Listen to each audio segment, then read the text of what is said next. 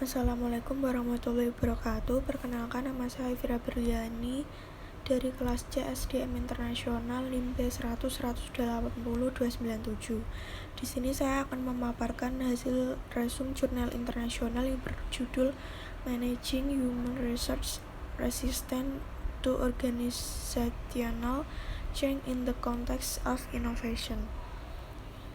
Latar belakang dari penelitian ini adalah tuntutan lingkungan memaksa organisasi untuk membuat perubahan jika mereka ingin terus bersaing secara efektif di pasar.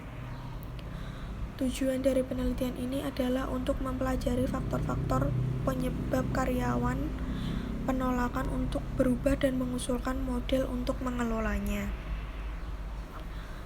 Lalu ada hipotesis yang pertama menyatakan bahwa dalam penelitian kualitatif, studi kasus berkontribusi pada pemahaman komprehensif tentang suatu spesies vise fenomena sosial.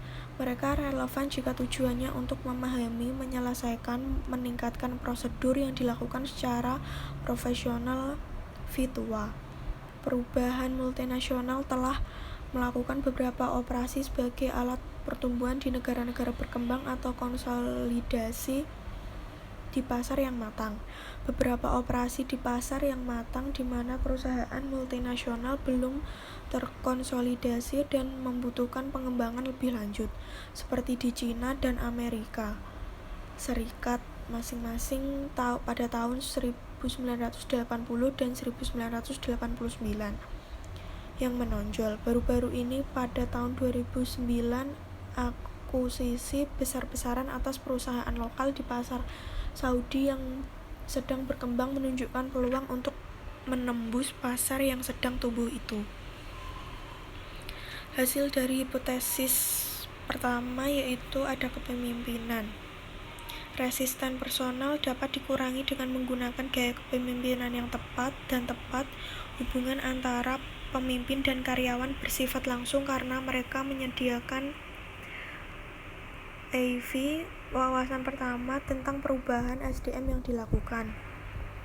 Lalu ada proses komunikasi yang memainkan peran kunci dalam penipu tersebut. Konflik yang muncul dalam proses perubahan. Ketika proses perubahan akan dilakukan, komunikasi menjadi alat yang penting untuk mengimplementasikan perubahan dengan sukses. Lalu ada karyawan berharga.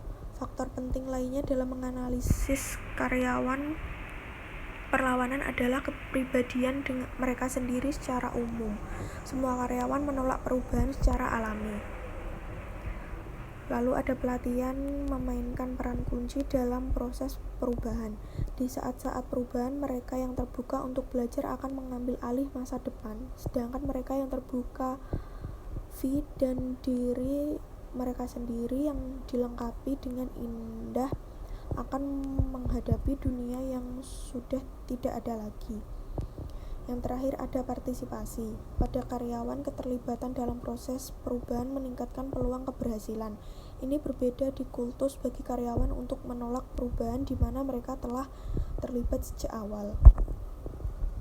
Hasil akhir yaitu 2 jenis kontribusi berasal dari pekerjaan kami. Untuk ilmuwan visi komunitas, pekerjaan menawarkan model manajemen SDM dalam proses perubahan dan restrukturisasi, mengintegrasikan kontribusi teoritis sebelumnya dari para ahli di lapangan dan menguatkan penelitian mereka dengan informasi utama dari perusahaan multinasional terkemuka di sektor ini. Sekian pemaparan dari saya. Wassalamualaikum warahmatullahi wabarakatuh.